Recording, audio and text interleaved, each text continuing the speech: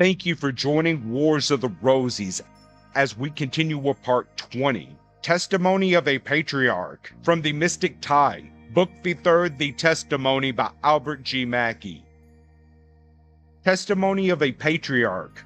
Henry Purkitt, the oldest Mason in America, died at Boston, Massachusetts in March 1846. At the time of his death, he was 90 years of age and had been for 50 years a zealous and faithful Mason, devoting during that period his time, his strength, and his wisdom to the defense of the institution and the promotion of its benevolent objects. The Grand Lodge of Massachusetts, of which he was a Grand Past officer, and whose members knew his character well, declared that his whole life had been a practice of philanthropy, of honesty, and all the moral and social virtues, and his walk upright before God and man. On the 11th of the preceding September, the Grand Lodge of Massachusetts held a quarterly communication, to which this venerable patriarch of Masonry received his usual summons, but on the 8th, he sent for one of the members, and after stating to him his regret that the physical infirmity consequent of extreme age would prevent his attendance, he delivered a message to the Grand Lodge,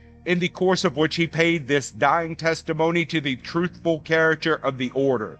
For more than 50 years, says this father in Israel, I have been a member of the order, and I am now, as I have ever been, fully convinced of the purity, benevolence, and value of its objects and pursuits. I have mingled with its labors through prosperity and adversity. I know its character, and I cheerfully bear my testimony that the calumniators of Freemasonry have treated it with gross injustice. They have misrepresented its character and its labors.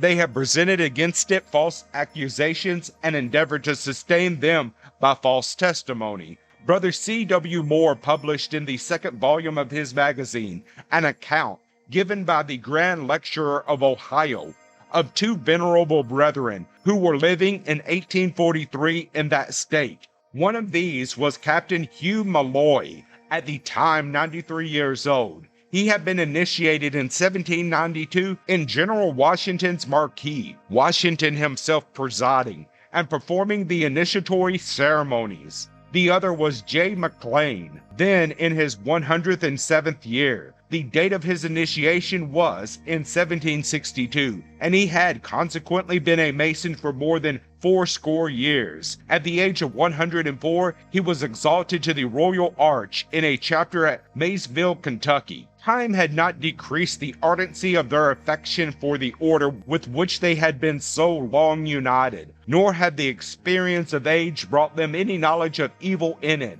which could induce them to turn from its portals. And another voice from the aged came up in 1852 from Brother, New Hampshire. He was one of the most responsible and laborious officers of that jurisdiction, and in closing his official reports for that year, when in the 83rd year of his age, he gave this testimony of the beauties of Freemasonry. In my last year's report, I was induced to believe it to be my last report to this Grand Lodge on account of my scores of years.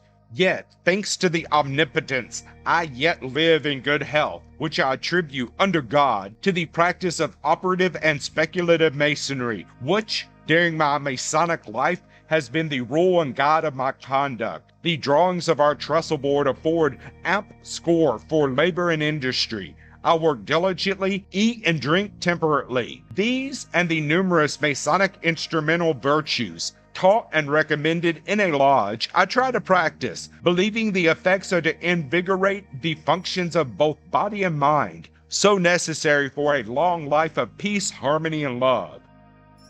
Thank you for watching, and please don't forget to share, like, subscribe, and comment. And if you can, please consider donating to Wars of the Rosies. Links to PayPal and Patreon are in the description. Thank you so very much.